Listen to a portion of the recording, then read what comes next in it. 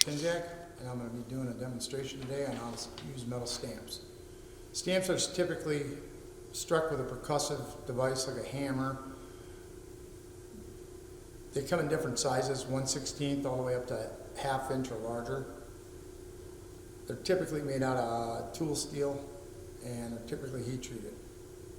And most good stamps are designed to be struck a lot, and they're pretty durable.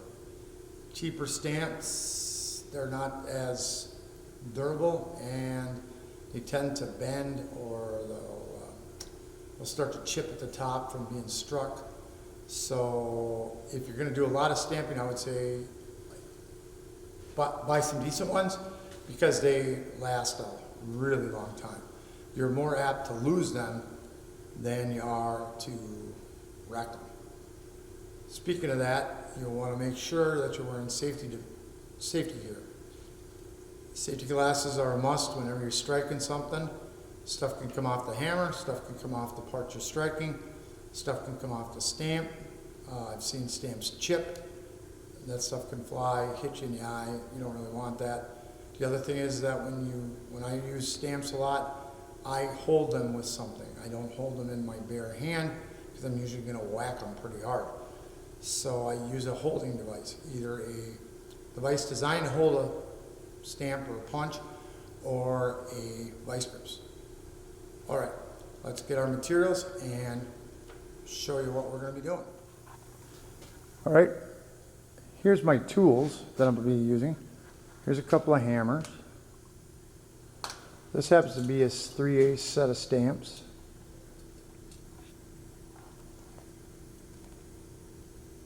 These happen to be 1/4 inch stamps.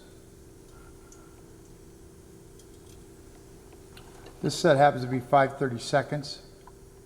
They're Tecton. I really like these stamps.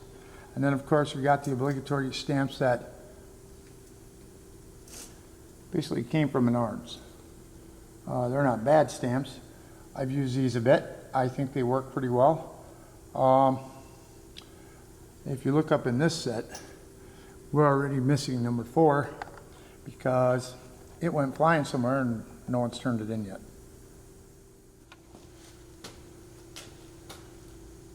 All right, so here's a C stamp, 3/8.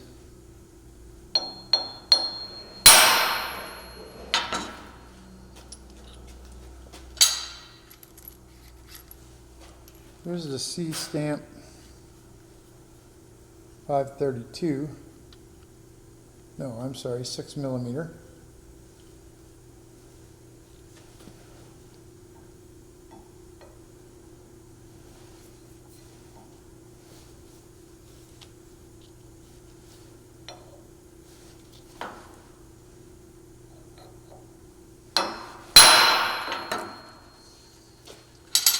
And then here's the C stamp,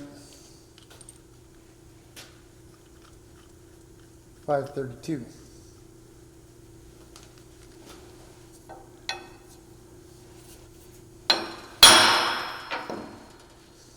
Now hopefully you guys can kind of see that.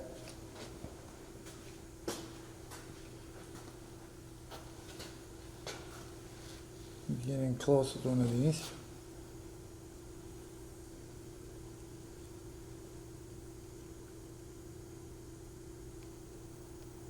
You can kind of see those letters, and that's kind of what happens. So there you can see the letters. You're looking at them upside down. I'll show them right side up here in a second, but that's what they look like. I used the tape to kind of line them up. Now I did grind on this. I sanded it off to make it a little easier to see them. And I'm stamping on something that's pretty heavy. I'm going to try stamping on some lighter stuff, and then I'll show you what it looks like when we stamp with the vice grips.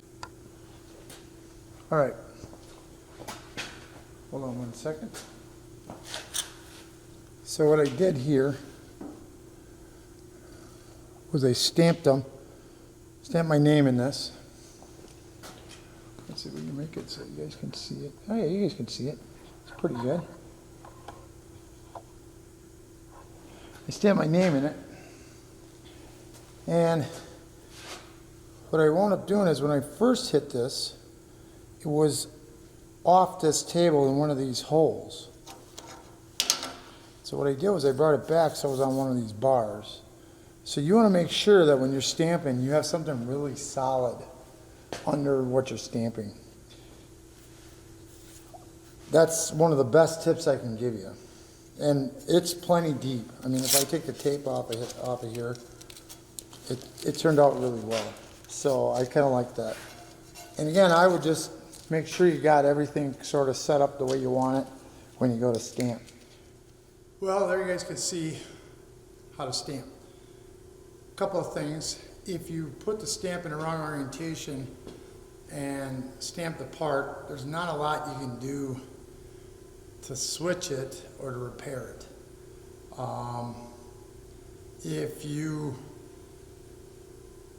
don't get it deep enough, you can put the stamp, the letter back into the impression and then hit it again. That always helps. And I would say the other thing is that you want to make sure that you kind of, I like the tape idea. I learned that from another video online, watching somebody stamp basically jewelry. I think it was really good. That was a really good idea. I really like that. I've also watched a guy stamp what I call bare knuckle. In other words, he's just holding the stamp with his fingers and then he's hitting it. But he hit it 3 times. He hit it forward, he hit it center, and he hit it back. I'm not quite that brave. I like my knuckles too much to do that. I also think that, again, you guys are only stamping these parts to mark them. You're not stamping them to give them a serial number or cosmetic.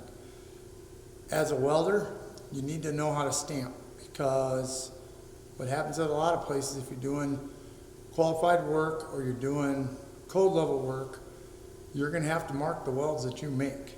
And in order to do that, you're probably going to have to stamp them. And what a lot of places do is they issue you a stamp, and then that's your weld stamp. And you mark every weld you make with that weld stamp.